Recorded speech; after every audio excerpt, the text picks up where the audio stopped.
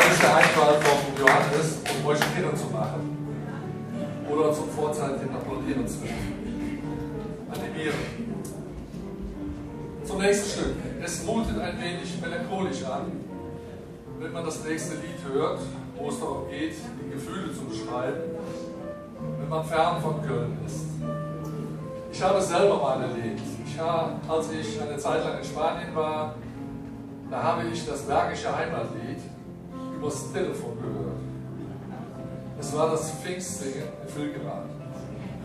Und kurze Zeit später das My Way of Gölsch auf einem deutschen Sender im Fernsehen.